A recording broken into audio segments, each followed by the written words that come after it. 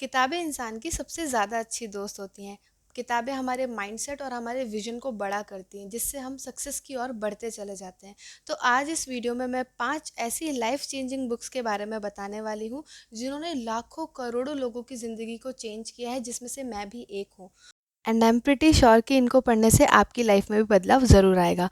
तो चलिए शुरू करते हैं। Book number 1, the Magic. Rhonda की लिखी हुई कई किताबें जैसे the Secret, the Power, the Hero, the Greatest Secret, ये मैंने पढ़ रखी है। बट मेरी पर्सनली फेवरेट जो बुक है वो है द मैजिक। क्योंकि इस बुक में बताया गया है कि भले ही इंसान के पास कुछ ना हो, वो ज़ीरो पे ही क्यों ना हो, लेकिन इस बुक को पढ़कर उसको उसको कुछ ऐसी बातें पता चलती हैं कि वो बुरे से बुरे वक्त में भी अपने आप को खड़ा कर सकता है, बुरे से बुरे वक्त में भी अपने आप को खुश रख सकता है, और बुरे से बुरे वक्त से उठकर एक अच्छे वक्त में भी अपने आप को ढाल सकता है। तो इस बुक में 28 डेज़ की प्रैक्टिस बताई गई है कि ये बुक पूरी की पूरी कॉन्सेप्चुअल है ग्रेटफुलनेस पे, यानी हमारे पास जो है हम उसमें कैसे खुश रहें, और उसमें जब हम खुश रहने लग जाएंगे तो हम अच्छी चीज़ें ऑटोमेटिकली अट्रैक्ट करने लग जाएंगे। तो बहुत ही अच्छे से इसमें रोंडा ने बताया है कि किस तरीके से हम ग्रेटफुलनेस की प्रैक्टिस को अपनी डेली लाइफ में ला सकते हैं। बहुत ही अमेजिंग ट्रिक्स बताए हैं इसमें, जिससे अपनी लाइफ में सच में मैजिकल चेंजेस आ सकते हैं, जो मैंने पर्सनली भी फील किए हैं। इसमें वो मैजिक बताया गया है जो हम डेली हर एक सेकंड मिस कर रहे हैं।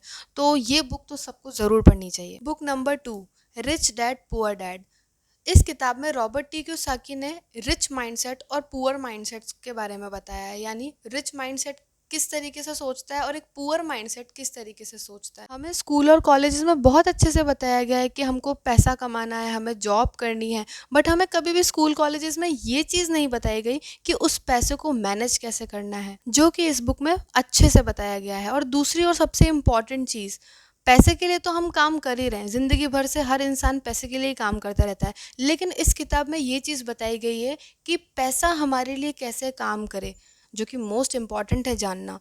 क्योंकि अगर एक इंसान 1 लाख रुपए महीने कमा रहा है और वहीं दूसरा इंसान 40-50 हज़ार रुपये महीने कमा रहा है, लेकिन उस 1 लाख वाले को ये नहीं पता कि उसको उसका पैसा मैनेज कैसे करना है, तो उसका नेटवर्थ ज़ीरो ही रहेगा। लेकिन जहाँ 40-50 हज़ार, इवन 20-30 हज़ार वाले को भी ये पता है कि उसको उसका पैसा मैनेज कैसे करना है, तो मैं दावे के साथ कह सकती हूँ कि उसकी नेटवर्थ उस 1 लाख रुपए कमाने वाले से ज़्यादा होगी।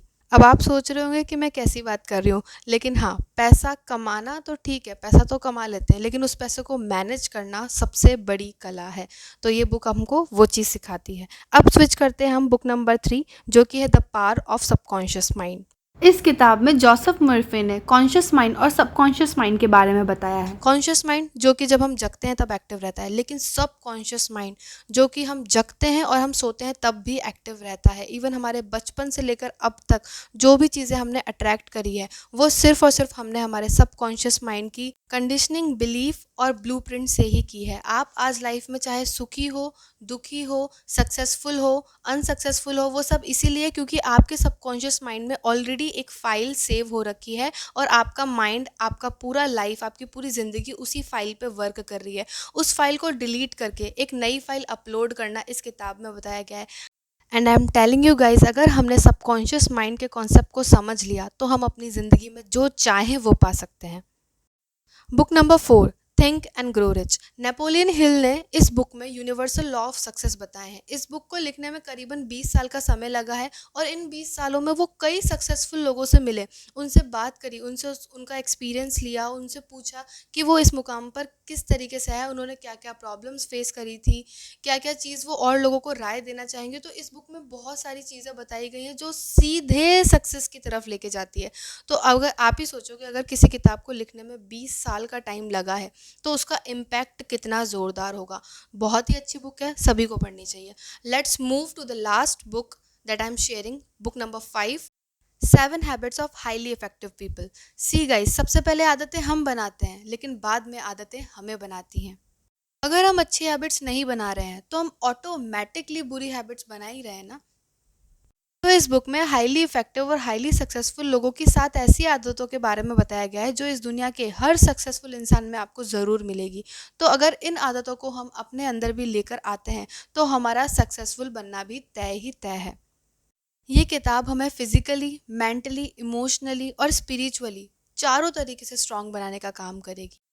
ये पांचों ही बुक मेरे लिए लाइफ चेंजिंग बुक्स हैं। किताबें सिर्फ हम पढ़ते नहीं हैं, किताबों में हम जीते हैं। किताबें जो हमारी माइंड पे इतना सारा डस्ट लग चुका है ना आज के टाइम पे, वो सब रिमूव करने का काम करती हैं। हम नहाते तो रोज़ हैं, लेकिन ब्रेन की सफाई भी तो ज़रूरी है। ब्रेन में क्या क्या जा रहा है वो भी तो देखना चाहिए ना हमें। तो किताबें दिमाग की सफाई करने का काम करती है। तो बहुत ही अच्छी बुक्स हैं। आप सभी को इनमें से कोई भी बुक चूज़ करके शुरुआत करनी चाहिए, और आप जो भी बुक्स इसमें से सिलेक्ट कर रहे हैं उसको प्लीज़ कमेंट में ज़रूर बताइएगा कि आप कौन सी बुक से शुरुआत कर रहे हैं। Thank you so much for watching. अगर आपको वीडियो अच्छी लगी हो तो इसको लाइक, शेयर एंड सब्सक्राइब कर दीजिएगा। और अगर आपकी लाइफ में थोड़ा बहुत भी चेंज आता है इन किताबों को पढ़ने से, तो प्लीज़ वापस इस वीडियो पर आकर कमेंट में ज़रूर शेयर करिएगा कि आपकी लाइफ में आपने क्या चेंज एक्सपीरियंस किया है। See you in the next video. तब तक के लिए स्टे इंस्पायर।